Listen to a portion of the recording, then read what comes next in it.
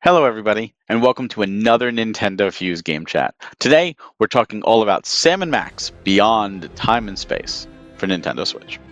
So, Sam & Max Beyond Time and Space is the second of the newer trilogy, so to speak, of the Sam & Max titles.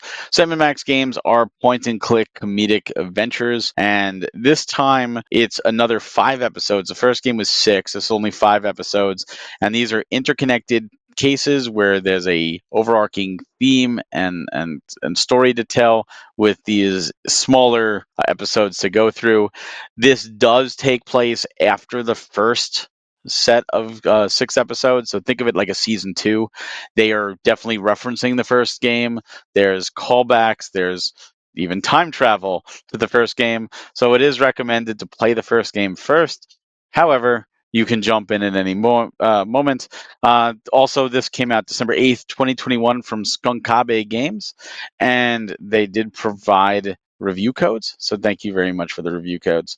So Greg is joining me today. Greg, what's your experience with Sam & Max Beyond Time and Space? Well, I did see that it was, like you said, it was only 5 episodes, but I am happy to report at least that the episodes are all a little bit longer. So it's not like you're getting like a little bit less content than the first game because all the episodes have a little bit more in depth and a little bit more tracking to do there. But for those that have played the first game, it's very similar to it in the regards of what the objectives are. You just go around, you would adventure through different screens, you find different objects and seeing how they interact with either other NPCs or any other things that you can pretty much interact with. Like a lot of it is just trial and error, unless some of it you actually makes kind of sense where they do kind of try to hint at like what you need like here and there from time to time, but the bulk of it is just kind of figure it out on your own and seeing how the items interact with the different parts of the environment. So I was able to handle the first part of this without using any sort of like guide, because obviously this is like a remastered game that there's a full guide available to follow through if it's get kind of tricky.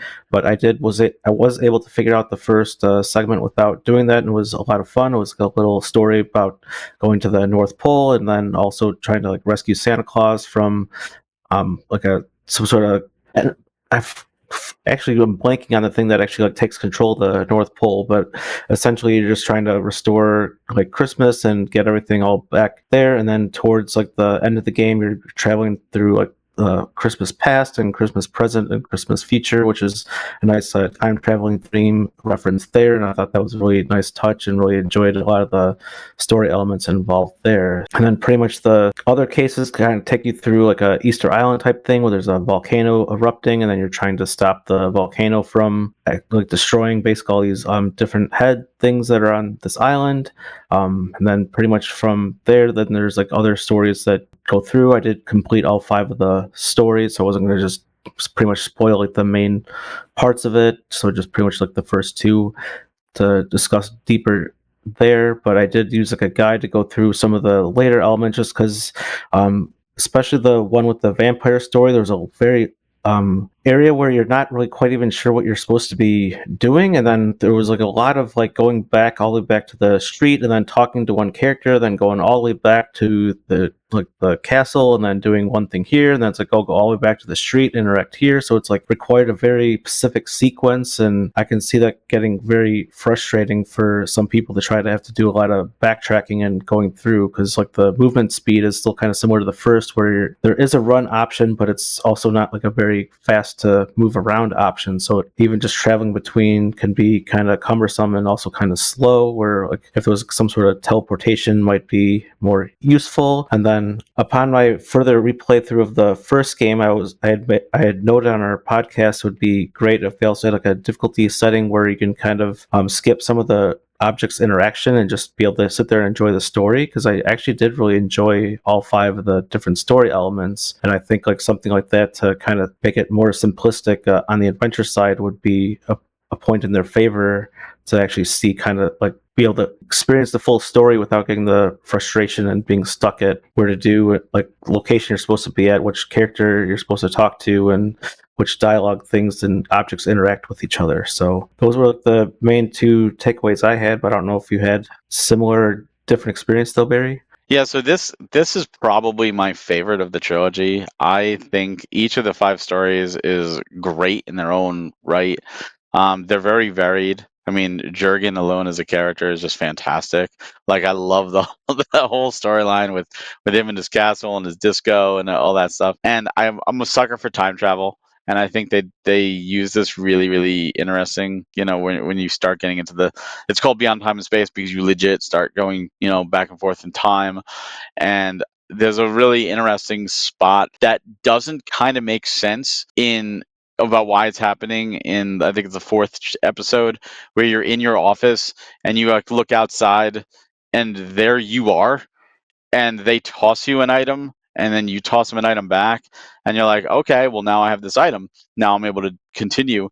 And then the fifth episode, you're now outside the office and you actually have to click on the window and do the trade from the other side. I thought that was really cool. I love when they do that because each chapter you need the respected items and you're trading with yourself because of time travel. I thought the writing was fantastic. The voice acting was great. The new characters, they have the established old characters, and then they have the new characters. And again, you have Sybil, who is doing different things, and now she's falling in love even further again from the first game, and taking that to a new level. And Bosco and his paranoia of them, and why that is. Then you got the characters like Bosco's mom now, and you got Stinky's Diner, which you could see in the first game, but you could never go into. And you get to meet Girl Stinky, and she's a great character, and like everybody, and you get the roommate, you get to meet the roommates. It's just a wonderful, or not roommate, like an apartment mate, the next one over. Neighbor. It's just a wonderful cast, wonderful use of time travel, a lot of humor. They take a lot of tropes and they turn them on their heads, and I thought it was brilliant. Now, with you, Greg, I agree that it would be really cool if there was a mode where you could just kind of like enjoy the story. And I wish that more people would, because these are comic characters. They started in the comics. They're they're hilarious, and this story is one that should be experienced. But again, at the same time, it's like, what's the point of the game? Playing the game. And I feel like this one isn't as, despite the time travel, isn't as convoluted as the first game. I felt doing a lot of stuff in the first game, I was like, all right, that's really thinking outside the box, sometimes more than others. This time, despite that extra level of 4D, I didn't feel it as much. And I love how like it's like you could open up the closet that has like all the trophies from the first game and they continue, including the one person that's captive. They're captive from the first game, still sitting there captive, tied up in your closet. I love it. I think the characters are great, and I think that this one, like the first one, they were kind of, let's, like, it was Telltale, right? It was like their big game coming out. They were getting their feet wet. They were learning. They've learned a lot by the second game, and it shows, in my opinion. I don't know if you agree or disagree, or if you have a favorite chapter or not. I actually kind of really like the final chapter, like how it kind of like even tied like everything all together, because like it even like tied across like the episodes of the first game. Like it was like Yep. revisiting some of those same elements there, like as you alluded to like earlier in this video. But yeah, I really liked the final chapter a lot, but it was also somewhat confusing because you didn't really know that you had to like, get all these different time cards, and then like obviously the order of the time cards kind of can matter if you're not like following any sort of guide, and that's where it can be like, well, which one do I go, and is it going to this one first, or is it going to this one next, um and then you did mention like the guy that's captive in the closet. I don't know if it was like the first game that got messed up when I was First game. replaying it, but there was like a item that you actually get from him, and then like I don't know if like the average player would even like see that, but or like think to interact with something in your actual collectibles closet. So I thought that was kind of strange. I don't, like I said, so if that was the first game, then that doesn't really apply here. But like there is something that out of sequence stuff that it's be kind of hard to determine like what you're doing and where you're supposed to be going. That's the unfortunate side of having the adventure game. And I do understand like it's fun to figure out stuff on your own, but then there's also a point that it can be frustrating when it's not like as obvious what to do. Yeah, I can see that. I mean, this is one of those games where having a guide helps. Like, do what you can, but then always have a guide just to help, because it does get kind of convoluted. But there's some really cool callbacks, like you mentioned, that like in the first chapter, I think it is, with like Santa's Workshop, there's a part where you like go into like this volcano and like you're like, why are we here? Like, how did this happen? Like you leave like the sled and you're like, well, now we're stuck here. What happens? And like then the callback happens in the fifth episode where it's like, well, now we know how we got here. And like I love that. Like it really does tie itself together. Like things that wouldn't make sense. Like why? What? Why would this be? Who wrote this? But it does make sense in the end. Like it's one of those you just got to keep playing, and it is genius that they pull the trope of time travel and throughout the whole thing. It's like the overarching theme, hence the name of the game. Um, I also felt this one tied up the story really well. And there is a third game, but it was like if you don't play the third game and you just play the first two, I feel like they do tie it up nicely. The third game expands upon it, of course, but is and then does some really interesting ideas too. Like they kind of go ham with that one. Uh, I just I think there's so many memorable characters if you enjoy comic characters. The cops, I think the cops might be my favorite characters. Like I love the idea of like this council of older arcade and a telephone and a fax machine and all this like talking and like computer language is like there's this council like we're the smartest people in the world and like it's all outdated technology. it's it's so humorous. uh I think that if you enjoy adventure games, this is, and you haven't played these yet, you're doing yourself a disservice. So just so everyone knows, this is 19.99 for the game right now. You can also buy the game as part of the trilogy, which is normally $45. And then there is a demo available as well, so you can try the demo. Greg, at those prices, would you recommend this game or would you say pass? So this is where it could be kind of difficult because, like, obviously, if you played the first game, you kind of know what you're getting into with the second game. But then, like, on its own, like, you might not understand the full story of the second game without like understanding a lot of what happens on in the first game because there's like lots of callbacks, references, and even like the trophy closet will still have all that stuff from the first game. So I think as like a standalone game, it kind of is almost harder to recommend as like a one-off game. I know the stories are better than the first game, in my opinion, but I think it really does a disservice to the first game if you're not going to even do that one altogether.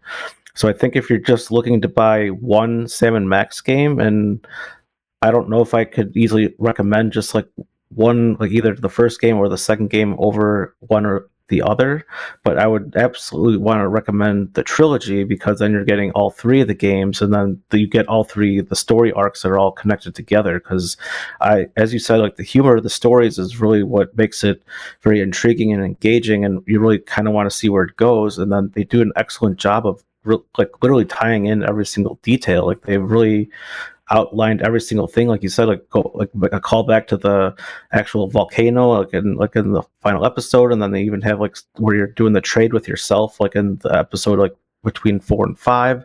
So I mean, there's really great things that they really took the time to actually write through it all, and it really does a disservice if you don't get like pretty much the entire package of games all together, as opposed to just getting one individually.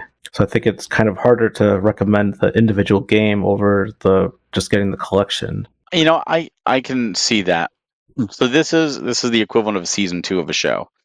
And like a lot of shows, the first season's the build up, and they're getting their feet wet. And the sophomore year is usually better, bigger budget, better. The actors are in their role and everything like that, and they can take the story longer and larger, which they do.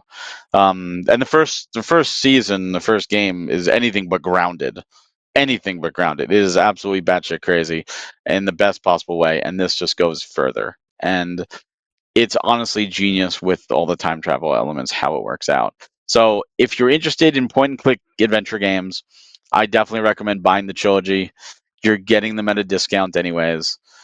Even when it's not on sale, you're still getting $5 off. It's $15 per game. Um, Try the first game. I would say start from the beginning. Play it. If you're not jiving with the first game or you find it too difficult or whatever, you maybe maybe watch a walkthrough or whatever to get to the second game, because I do think the second game is, in fact, better than the first game. And of course, there's always a demo, so try the demo. But if you like point and click adventure games anyways, and you haven't played these, you're in for a treat. Get the trilogy, buy it outright. It doesn't make sense at this point to just buy this game at $20 when the trilogy you're getting at a discount. If you enjoy games chats like this, more reviews, if you enjoy podcasts, we've got our bi-weekly podcast. We have industry interviews and a bunch of other content. Please go to NintendoFuse.com and subscribe right here on YouTube. Greg, thank you so much for joining me today. And for everybody out there, have a wonderful day.